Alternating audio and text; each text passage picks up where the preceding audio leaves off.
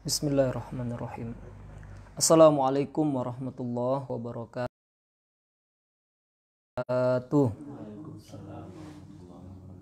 Alhamdulillahi rabbil alamin. Wassalatu wassalamu ala ashrafil anbiya'i wal mursalin wa ala alihi wa ashabihi wa man kana awla bihi wa sallim taslima.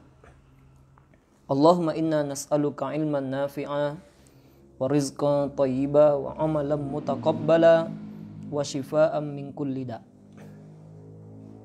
Papa, mama, abang, Saskia dan para penonton dimanapun berada, sesungguhnya kesuksesan Nabi SAW di dalam menyebarkan agama Islam ini tidak terlepas dari kontribusi dan pengorbanan para sahabat yang mati-matian.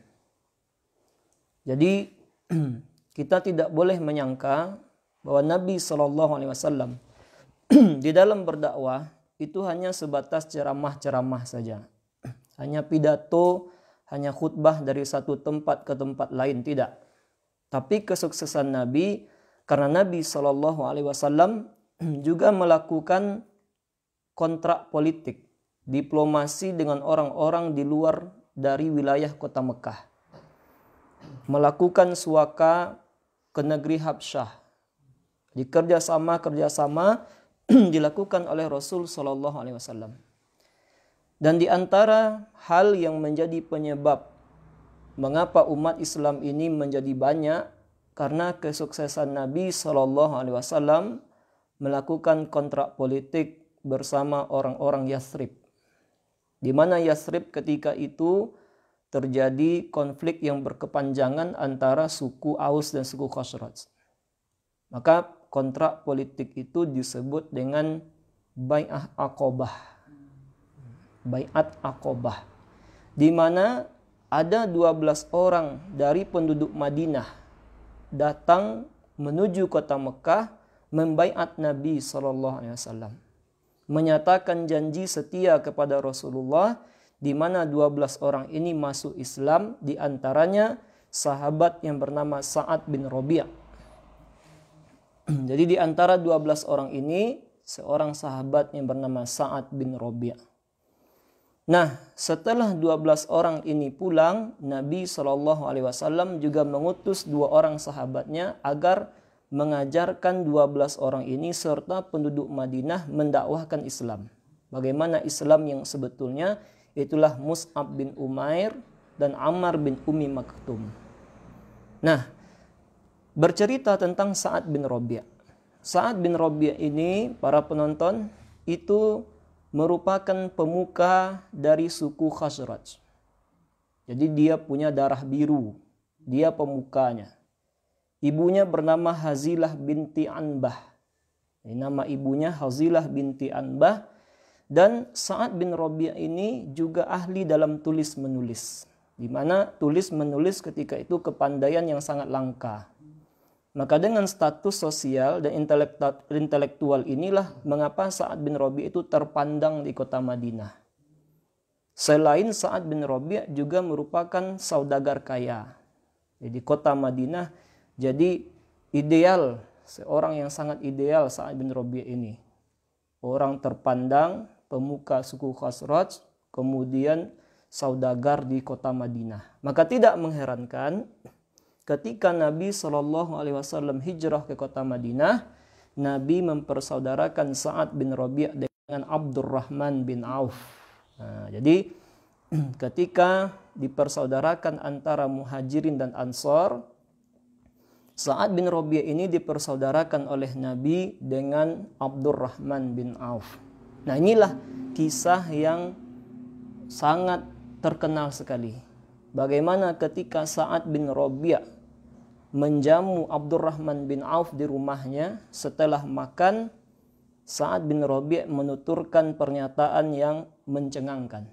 Kata Sa'ad bin Rabi', "Wahai Abdurrahman, sesungguhnya aku punya 2 orang istri. Nah, tengoklah oleh kamu mana yang menarik hatimu, maka aku akan talak dia dan kamu silahkan nikahi dia." Tapi kata Abdurrahman, "Tidak, demi Allah tidak, saudaraku." Kalau tidak, kata Sa'ad bin Rabi', mari kita pergi ke kebunku. Kemudian diajaklah Abdurrahman ke kebun. Lihatlah olehmu kebunku ini, mana yang suka bagimu, ambil bagimu. Tapi Abdurrahman bin Auf tidak mau. Beliau mendoakan semoga Allah memberkahi hartamu, keluargamu. Dullani ala suq, tunjukkan saja kepadaku di mana pasar. Nah, inilah yang kemudian ketika ditunjukkan kepada Abdurrahman, Abdurrahman kemudian membeli mentega dan keju, kemudian mengolahnya lalu menjualnya.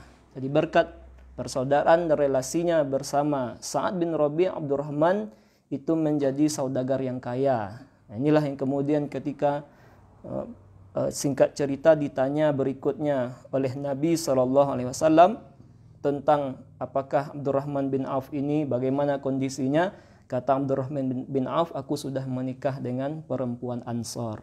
Nah Sa'ad bin Rabi' itulah kisah yang seorang sahabat ini. Jadi orang terpandang saudagar kaya di kota Madinah. Dan perlu diketahui perjuangan Sa'ad bin Rabi' terhadap agama ini bukan sesuatu yang remeh. Di mana Sa'ad bin Rabi' tidak pernah tinggal ikut perang bersama Nabi SAW. Beliau ikut berperang pada perang Badar. Di perang pertama di dalam agama ini, agama Islam ini, kemudian juga ikut perang dalam Uhud. Nah, inilah yang akan menjadi titik bahasan kita pada subuh ini, pengorbanan Sa'ad bin Rabi' di perang Uhud. Bagaimana beliau membela Rasulullah sallallahu alaihi wasallam. Nah, marilah kita simak hadis yang diriwayatkan oleh Imam Hakim tentang kisah Sa'ad bin Rabi' yang diceritakan oleh Zaid bin Thabit. Semoga Allah meridoi Zaid bin Thabit. Beliau berkisah kepada kita. Kata Zaid, pada perang Uhud, Rasulullah SAW menyuruhku untuk mencari Sa'ad bin Rabi'. Jadi tidak nampak oleh Nabi mana Sa'ad bin Rabi'. Jadi setelah terjadi perang, Nabi mencek di mana Sa'ad bin Rabi'. Akhirnya Nabi katakan kepada Zaid, wahai Zaid, coba cari di mana Sa'ad bin Rabi'. Karena Sa'ad bin Rabi' ini punya kedudukan di hati Nabi SAW. Maka kata Nabi, kalau engkau bertemu dengan Sa'ad bin Rabi', sampaikan salam dariku. Dan katakan kepadanya, Rasulullah bertanya, bagaimana keadaanmu wahai Sa'ad? Maka akhirnya Zaid ini berputar-putar di antara orang-orang yang terbunuh, lalu aku mendapati ada di antara mereka yang sudah meninggal dunia. Dan aku dapati ketika itu ternyata Sa'ad bin Rabi' sudah berada di akhir hayatnya. Jadi kira-kira sudah terkapar. Dan aku dapati di Sa'ad bin Rabi' ini tubuhnya terdapat 70 luka. Bersama dengan Tolhah. Bekas dari tombak, pedang dan panah. Maka kemudian aku dekat kepada Sa'ad ini, lalu aku katakan kepadanya, wahai Sa'ad, sesungguhnya Rasulullah mengirimkan salam untukmu dan menanyakan bagaimana kabarmu wahai Sa'ad. Maka Sa'ad menjawab, semoga keselamatan atas Rasulullah dan atasmu wahai Zaid. Katakan kepada beliau, kepada Rasul, aku mendapatkan diriku telah mencium bau surga. Itu kata Sa'ad bin Rabi'. Juga katakan kepada kaumku golongan Ansar. Dikatakan kepada penduduk Madinah, tidak ada alasan bagi kalian di hadapan Allah jika kalian meninggalkan Rasulullah sedangkan bulu mata masih bergerak. Nah, setelah itu Sa'ad bin Rabi' menghembuskan nafasnya yang terakhir, semoga Allah merahmati beliau. Nah, apa yang dapat kita ambil dari kisah ini, bahwa ternyata di antara sahabat ada yang berjuang membela Nabi sampai nafas terakhirnya. Apa yang dipikirkan oleh seseorang ketika dia akan meninggal dunia? Apakah seseorang akan memikirkan seperti yang dipikirkan oleh Sa'ad bin Rabi'? Beliau mengkhawatirkan keselamatan Nabi SAW meskipun pada nafas terakhirnya. Dan wasiat terakhir yang diungkapkannya adalah disampaikan kepada penduduk Madinah, selama kalian masih hidup, wajib membela Nabi.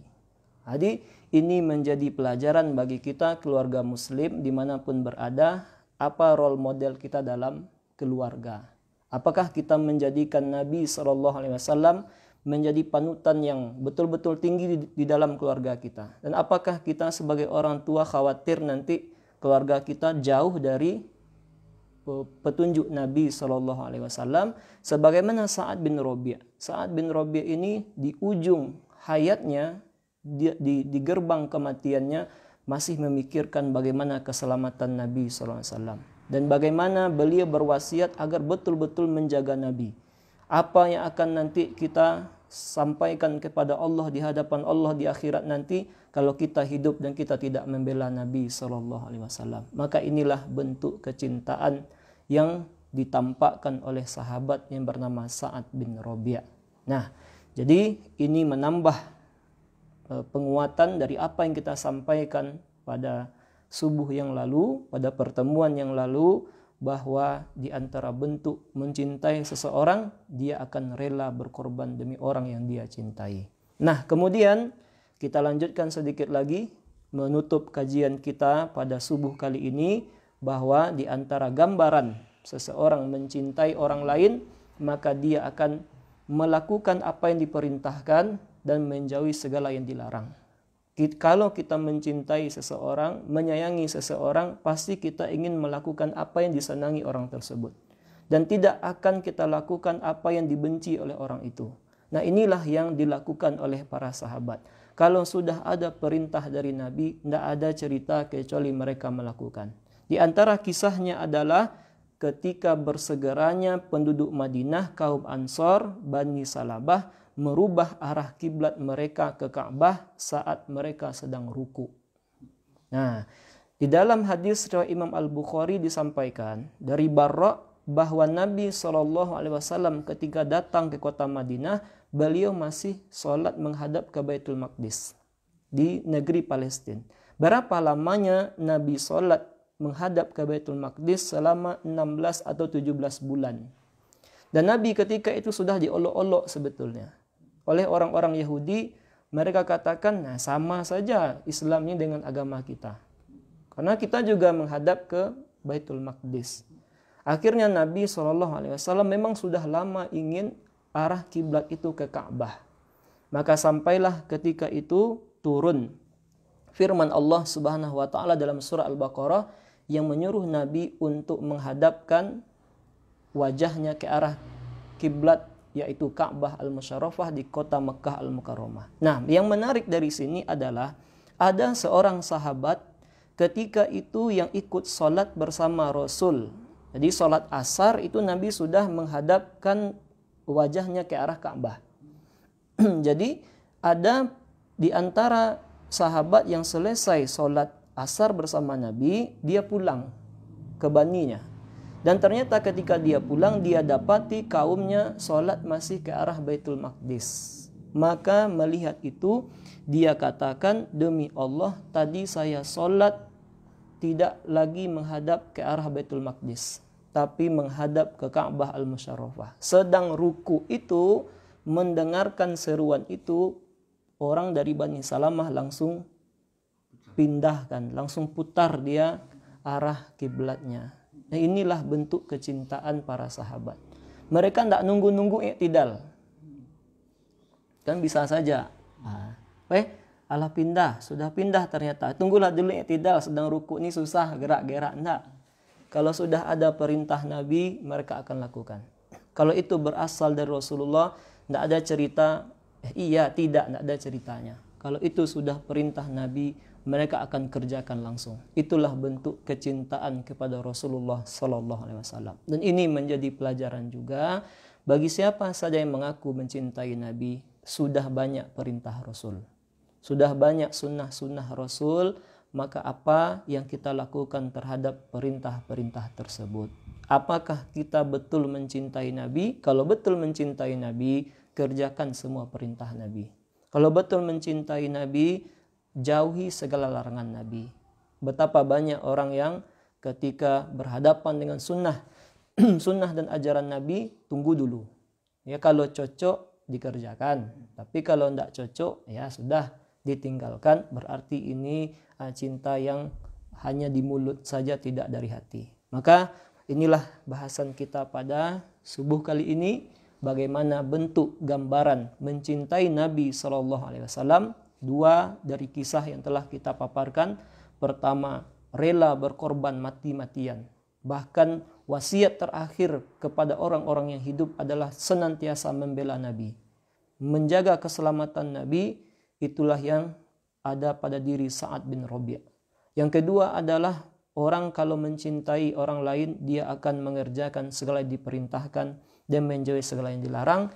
Inilah kisah perpindahan kiblat, di mana orang sedang sholat asar dalam keadaan ruku, datang perintah memindahkan kiblat dari Baitul Maqdis menuju Ka'bah, mereka berputar 180 derajat. Bahkan bukti dari kisah ini, jika khususnya para penonton hadir di kota Madinah, khususnya di daerah Kuba, akan ada namanya Masjid Qiblatain. Masjid dua kiblat, itu adalah masjid yang menjadi saksi sejarah di mana para sahabat patuh dengan perintah Nabi SAW. Semoga Allah menjadikan kita di antara umat hamba yang mencintai Nabi, rela berkorban demi Nabi, kemudian mematuhi segala perintah Nabi. Amin, amin ya rabbal alamin. Terima kasih banyak kepada Papa, Mama, Abang, Saskia dan para penonton. Bagaimanakah gambaran berikutnya dan kisah-kisah berikutnya tentang mencintai Nabi SAW yang ditunjukkan oleh para sahabat? Tunggu pada pertemuan berikutnya. Kita tutup dengan doa kafaratul majelis. Subhanakallahumma bihamdik, asyhadu an la ilaha illa anta, astaghfiruka wa atubu ilaik. Assalamualaikum warahmatullahi wabarakatuh.